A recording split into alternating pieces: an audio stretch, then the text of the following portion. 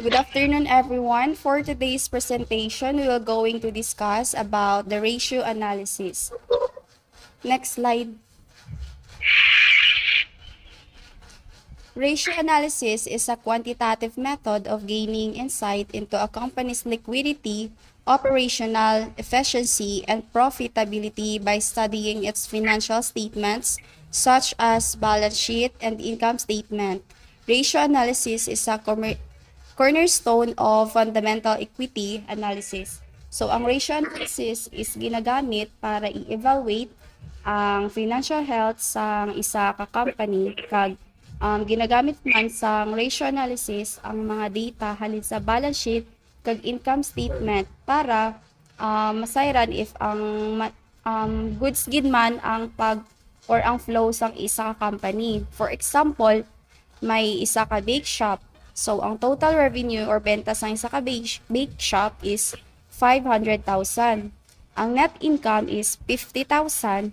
Ang current asset or mga kwarta nila sa bangko, pag mga ginbaka nila sa mga harina, asukal, o mga paninda nila is 100,000. So, ang current liabilities or mga utang nga dapat nila nga bayaran, like kuryente, sweldo sa mga staff nila, kag mga supplier is 50,000.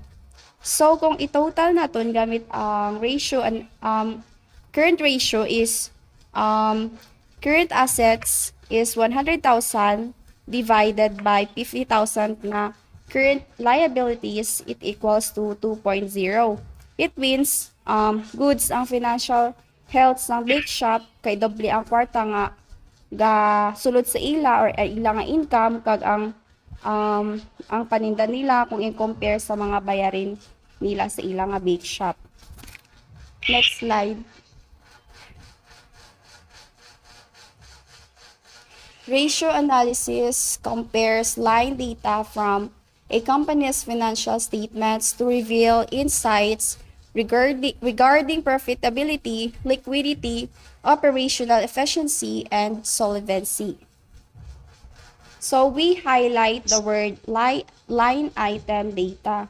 This means that we don't just look at one number like total sales. Instead, we take specific line items from the financial statements such as net income, total assets, or current liabilities and compare them against each other. So, ang profitability like mas dako pang imo nga kita sa imo nga gingastos, and liquidity like ang bayaran ang mga utang, it means like able gid ang isa ka negosyo nga like bayaran na ilang nga mga utang. So the goal is to reveal deep insights that a single number cannot show. For example, dako ang benta pero dako man ang utang. It means ginpakita diring ang profitability kag liquidity sang company. Ratio analysis can mark how a company performs over time while comparing a company to another within the same industry or sector. So diri gina-compare mo ang performance ng imo nga company subong kag ang performance ng imo nga company dati.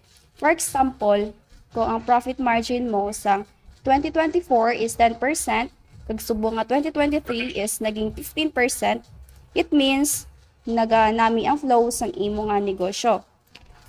And may ara pagid nga gina-compare mo ang imo nga company sa imo nga kakompetensya. For example, kung ang efficiency ratio sang hotel mo is 80%, pero ang iban nga hotel is nag-range siyang 95%.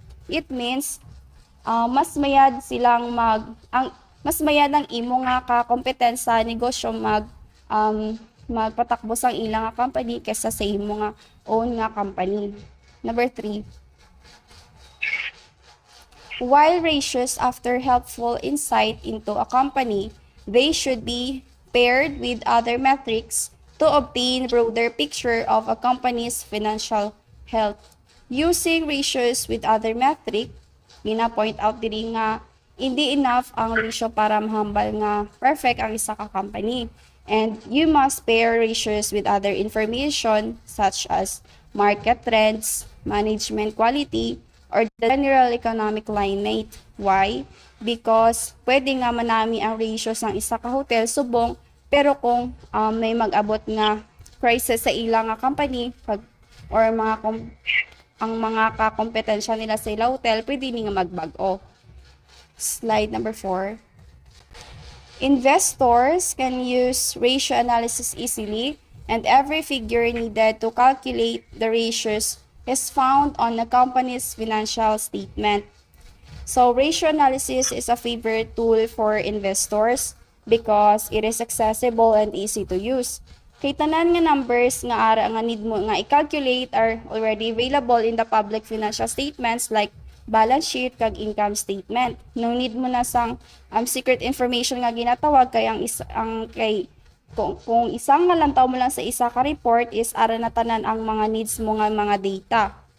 Ratio are comparison points for companies. They evaluate stocks within an industry. Likewise, they measure a company today against historical numbers. In most cases, it is also essential to understand the variables driving ratios as management can at times alter its strategy to make its stock and companies' ratios more attractive. So, ratio act as a bridge for comparison. So, they help investors evaluate if a specific stock is a good buy compared to others in the same industry.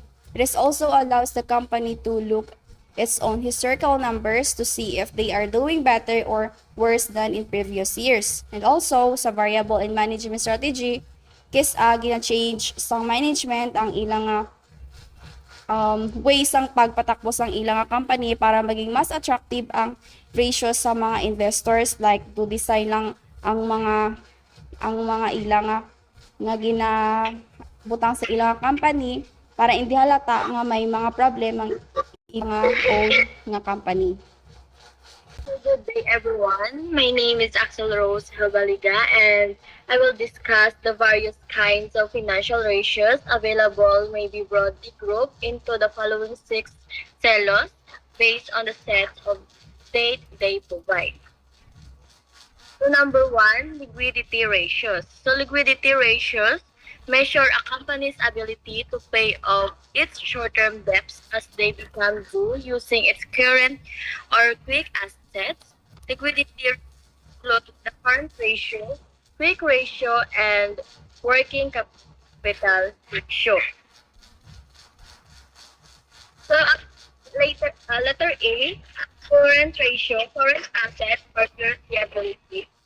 That shows if a company can pay its short-term debt using its current assets like cash, money in the bank, and product to sell. So evaluate the ability of a company to pay short-term obligation using current assets or cash, securities, accounts receivable, inventory, and prepayment. So if a current liabilities, then i-divide mo siya sa current ratio. So equals current liabilities and or current assets. So it checks if the company has enough current assets to pay its short-term debts. So for example, ang current assets is may ara 100K. Then ang current liabilities naman is may ara nga 50K. So ang current ratio, amo de ang 100K i-divide mo siya sa 50K, or ang current asset is i-divide mo siya sa current liabilities. So equals 2. So this means the company has 2 for every 1 debt. Letter B, asset test ratio or equals quick assets or current liabilities. Also known as quick ratio, it measures the ability of a company to pay short-term obligations using the more liquid types of current assets, of quick assets or cash, marketable securities, and current receivable. So ang asset test ratio or quick ratio is amo man Japon, i-divide mo man sa Japon kay gina-check if a company can quickly pay its debt using cash and other easy to use money assets. So for example, ang quick asset may ara nga 60,000, then ang current liabilities is may ara nga 30,000. So ang asset test ratio equals 60,000, i-divide mo siya sa 30,000, so equals 2. So this means the company can pay its debt 2 times using quick assets. So ang letter C, cash ratio or cash marketable securities or current liabilities measures the ability of a company to pay its current liabilities using cash and marketable securities. Marketable securities are short-term debt instruments that are as good as cash. So, ang cash plus marketable securities or current liabilities, then ang cash ratio is equal to current liabilities cash plus marketable securities. So, gina-check man Japo nila if ang company can pay debts using only cash and cash-like assets.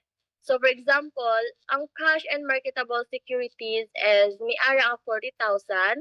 Then, ang current liabilities naman is may ara 20,000. So, ang cash ratio, so ang cash and marketable securities and current liabilities is i-divide mo na, which is ang 40,000 and divided by 20,000, so equals 2. So, meaning, the company has enough cash to pay its debts 2 times.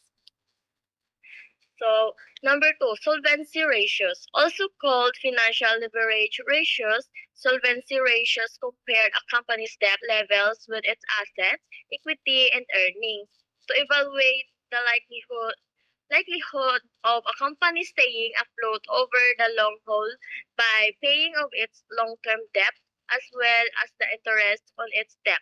Example of solvency ratios include debt equity ratios, debt asset ratios, and interest coverage ratios. So, a solvency ratio shows whether a company can pay its long-term debt and continue operating in the future. It helps people understand the company's financial health. A company with enough assets, earning, and low debt usually has good solvency, while a company with too much debt may face financial problems later. So letter A, the debt ratio, total liabilities or total assets, measures the portion of company assets that are financed by debt or obligations to third parties. The debt ratio can also be computed using the formula 1 minus equity ratio. So, ang debt ratio is this shows how much of the company's things assets were both using borrowed money. So, for example, ang company is may ara na $100 worth of things and $40 borrowed from the bank. So, debt ratio, ako magyapon is ang 40 is i-divide ko sa 100, so equal 0.40. So, this means the company used to borrow money to pay for 40% of its things. So, if the ratio is high, the company depends more on loans. And if the ratio is low naman, the company uses debt. So, letter B, equity ratio equals total equity or total assets. So, determines the portion of total assets provided by equity or owner's position in the company's accumulated profit. So, the equity ratio can also be computed using the formula minus 1 debt ratio. The reciprocal of equity ratio is known as equity multiplier equal to total assets divided by total equity. So, ang equity ratio means naga-show siya how much of the company's things were paid for by the owners. So, for example, ang companies may ara $100 worth of things, then ang owners naman is paid $60. So, ang equity ratio is equal 60 divided by 100, so equals 0.60. So, meaning the owners paid for 60% of the companies using their own money. So, ang high ratio means the business is supported more by the owners than by debt. Letter C, debt equity ratio, total liabilities or total equity. So, the evaluate the capital structure of a company, ADE, ratio of more than 1 implies that the company is leverage firm. Less than 1 implies a consumer. So, meaning, ang debt-equity ratio is this compares borrowed money with the owner's money. So, for example, ang company may ara ng $80 debt, then $40 owner money. So, ang debt ratio is ang 80 debt dollars is divided by 40 owner of money equals 2. So, meaning the company borrowed $2 for every $1 from the owners. So, a high ratio means more debt, then ang low ratio naman means less debt. Letter D is times interest earned ratio. So, times interest ratio, it means this shows if the company earns enough money to pay loan interest. So, for example, a company earns $50. It must pay $10 interest. Times interest earned equals ang 50 divided by 10, so equals 5. So, meaning the company can pay its interest 5 times using its earnings. A bigger number is better because it means paying interest is easier for the company. Number 3, profitability ratio. So these ratios convey how well a company can generate profits from its operations. Profit margin, return on assets, return on equity, return on capital employed, and gross margin ratios. So profitability ratios explains how good a business is at making profit. So they show if the company earns enough money from its sales, assets, and owners' investment. So this ratio helps managers, owners, and investors see if the business is doing well or not. A higher profitability ratio usually means the company is more efficient and successful in earning profit. So letter A, a gross profit rate is equals gross profit or net sales.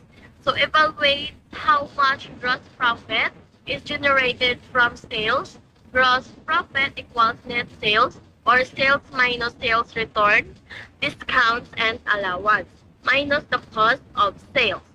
So the gross profit rate shows how much profit is left after paying for the cost of the product sold. It focuses only on sales and cost of sales. So this ratio helps the company para ma-know nila if it is pricing its product properly and controlling its productions or buying costs. For example, may ara sila sales nga 1,000. Then, ang ilang cost of sales is 600. Then, ang ilang gross profit is may ara sila nga 400. Gross profit rate. So, ang 400, ang gross profit is i-divide na sa sales. So, ang 400 divided by 1,000, so equals 40%. So, meaning the company keeps 40 pesos as gross profits for every 100 pesos of sales. So, letter B, return on sales, net income or net sales. So, also known as net profit margin or net profit rate, it measures the percentage of income derived from dollar sales. Generally, the higher the ROE, the better. Sales. So, for example, ang net income nila is 200 pesos. So, ang net income, meaning the money a business earns after paying all expenses. This includes costs like rent, salaries, utilities, and taxes. Then, ang net sales naman is may ara sila nga 1K abe, for example. Then, return on sales, ang 200, ang net income is divide mo siya sa 1,000, which is ang net sales, so equals 20%. So, meaning the company earns 20 pesos profit for every 100 pesos of sales. So, letter C. Return on assets net income or average total assets. It's financial analysis. It is the measure of the return on investment. ROA is used in evaluating management efficiency in using assets to generate income. So, return on assets or ROA is shows how well the company uses its assets like cash, equipment, and buildings to make profit. A higher ROA means the company is using its assets wisely. So letter D, return on stockholders' equity, net income, or average stockholders' equity. Measures the percentage of income derived for every dollar of owner equity. So the return on stockholders shows how much profit the owners earn from the money if they investment the business. So this ratio is important to owners and investors because it shows the return on their investment. So for example, we have they have net income like 400 pesos, then ang ilang stockholders equity, mayroon sila nga 2K abe. So, ang ROE is equals to, ang 400 is divide nila Japon sa 2K, which is equal 20%. So, this means the owners earns 20 pesos for every 100 pesos they investment. That's Good afternoon, everyone. So for the next slide, I'll be explaining to you what is efficiency ratios. Okay, so efficiency ratios, both activity ratios, efficiency ratios evaluate how I can explain to you further. Efficiency ratios tells us or tell you how a well company uses its assets and liabilities to make money. So basically, so are we wasting our staff or using it smart? So think of it like this is a profitability ratios check. How much you earn, efficiency ratios check, or how fast well you use what you have earned. So what efficiency ratios? So it's like an asset usage, how you turn your base inventory cash to sales, and how fast you collect money or sell products. So, next slide. Okay, letter A, receivable turnover net credit sales. Average accounts receivable. Measures the efficiency of extending credit and collecting the same. If just think of it like Apple function natin for collections denominator. So we let customers buy now, pay later. So that's accounts receivable. Receivable turnover tells you how many times per year do you successfully collect all these back.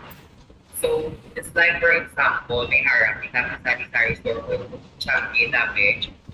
So, 2 years suki, ang inyong suki, makasi, nautang siya, pero kabayan siya every single lang. So, for example, that credit sales, so that is that sales of the year, let's say, meron siya ng 600,000 in total, but only 500,000 was credit. So, that's your 500,000. So, ang average account is how much utang is your book. So just like for example, in January, you have 30,000 owed to you. In December, there are 50,000 owed to you. So average is 40,000. That's monthly customers still haven't paid. So receivable turnover is equals to 500,000 divided by 40,000 is equals to 12.5. So what is 12.5 actually means? You collected all your average stock 12.5 times this year, where your customers will be paying you back every 29 days. So that's 365 divided by 12.5, approximately in 29 days. That's your day sales outstanding. Okay, next slide. 3 is day sales outstanding plus 360 days receivable turnover. So what DSO actually means? So DSO means on average how many days does it take before customers pay you. So receivable turnover told you how many times you collected in a year. DSO flips in and tells you how long each collection cycle takes in a days. So some use 365 days as full accounting. 360 is common because it assumes 30-day months. Therefore, it's just be consistent. Okay, next slide. Letter C, inventory turnover, cost of sales, average inventory. So it represents the number of times inventory is sold and replaced. Take note that some authors use sales in place of cost of sales in a bank formula. A high ratio indicates that the company is efficient in managing its inventories. So what it actually means? So it means that how many times they sell and replace the entire stocking year. So think of your inventory like water in a drum. Turnover tells you how many times you emptied and refilled the drum. Days inventory outstanding is equal to 360 days inventory turnover. So this also known as inventory turnover in days. It represents the number of days inventory sits in the warehouse. In other words, it measures the number of days from the purchase of inventory with the same like DSO, the shorter the DIO, the shorter the DIO, the better. So to explain that, it is also called day sales of inventory or days in inventory. So what it actually is. So if on average, how many days this might stocks in before I sell it? So inventory turnover tells us that how many times, like for example, we sold a stock in a year. So DIO gives it to tell you how long one whole cycle takes days. Again, some are gagamit sila sa 365 days. In schools, often use 360 for easy math with 30-day months. Pick one and stick to it. Okay, next slide. 30, accounts payable turnover, net credit and purchase. So accounts payable represents the number of times a company pays its accounts payable during a period. A low ratio is favored because it is better to delay payments as much as possible to be used for more productive purposes. So it explains that how many times per year do I pay of my suppliers. So accounts payable or utang sa supplier, turnover tells you how fast you clear those utang. It's the flip side of receivable turnover. That one track customers paying you, this one tracks you paying suppliers. Okay, next slide. Letter F, days payable, outstanding turnover, 360 days accounts payable. There is also known as accounts payable turnover in days. Payment period, it measures the average number of days spent before paying obligations to suppliers. Unlike DSO and DAO, the longer the DPO, the better. So it explains that DPO is, or for how many days do I wait before paying my suppliers? It's like you are counting how long your utang sets in your notebook before you can pay it. So how it actually works is like, for example, in the sari-sari store again. So there is always a step for that. So first is we need to find accounts payable turnover first. This tells us how many times did we pay our suppliers for the year. Just like for example, we bought like 120,000 worth of stock on credit this year. On average, we owe our supplier 10,000 at any time. Turnover 120,000 pesos divided to 10,000 pesos is equal to $12. So you pay your suppliers 12 times this year. So that's it. Next slide. The third G is operating cycle days inventory outstanding plus days sales outstanding.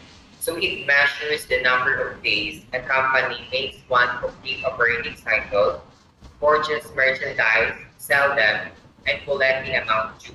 A shorting operating cycle means that the company generates sales and collects cash faster. So it explains that operating cycle is equal to days, inventory outstanding plus days sales outstanding. Operating cycle is equal to DIO plus DSO. It's super operating cycle answers from the day we bought a stock to the day I get paid by the customer, how many days pass. So it's the whole time your money is busy working, not yet back in your wallet. So let's, for example, we need to break it into parts. So One is base inventory outstanding or DIO is equals how long stock since before you sell it. Just like for example, nagpakagas ang fish. So since it's freezer like for 30 days and then you sell it, DIO is equals to 30. Number day sales outstanding or DSO is equals how long customer takes to pay after you sell. For example, you sell to the restaurant, so they pay you after 30 days. So your DSO is equals to 30. So next slide, guys. The third gauge, cash conversion cycle, operating cycle days, payable outstanding. So CCC measures how fast a company converts cash into more cash. It represents the number of days a company pays for purchases, sells them, and collects the amount due. Generally, like the operating cycle, the shorter the CCC, the better. So when we say CCC, it explains cash conversion cycle. So operating cycle days payable outstanding. CCC is equal to DIO plus DSO minus DPO. So how many days is my own cash back before tax back to me? So operating cycle tells you how long your money is. Working CCC tells you how long your own money is trapped after using suppliers' money. So next slide, guys. Letter I is total assets turnover net sales. Average total assets measures the overall efficiency of a company in generating sales using its assets. The formula is similar to ROA, except the net sales are used instead of net income. So total assets turnover equals net sales. Net sales is about the average of those assets. So let's put into a example that for every 1 peso of stock you own, how many times in sales did you make? So it's like for example, a stock I own in total assets is equals building equipment, inventory, cash, receivables, or tanan nila siya. Okay, next. Next is number 5, coverage ratios. Coverage ratios measure a company's ability to make the interest payments and other obligations associated with its debts. Example, include the times interest earned ratio and debt service coverage ratio. So coverage ratios answers a one main question. It's like for example, the question is, can I pay my bill? Can I pay my bills? Or mabayaran ko ay hanapang bill? So they check if your business earns enough to cover your debt, interest, or other fixed payments. So the most common one is ang interest coverage ratio. At the most common is ang interest coverage ratio. So that's it. Next. Number 6 is market prospect ratios. So market prospect ratios, these are the most commonly used ratios in fundamental analysis. They include dividend yield, PE ratio, earnings per share, DPA, DPM, EPS, and dividend payout ratio. Investors use these metrics to predict earnings and future performances. So market prospect ratios is what do investors think about your company's future. So these are ratios stock markets people use. If your business is DSPM, you can still use the ideas to check if your business looks attractive to your future investors or buyers. That's it. So next slide. Okay, so that's it for our report for this afternoon, and thank you so much for listening.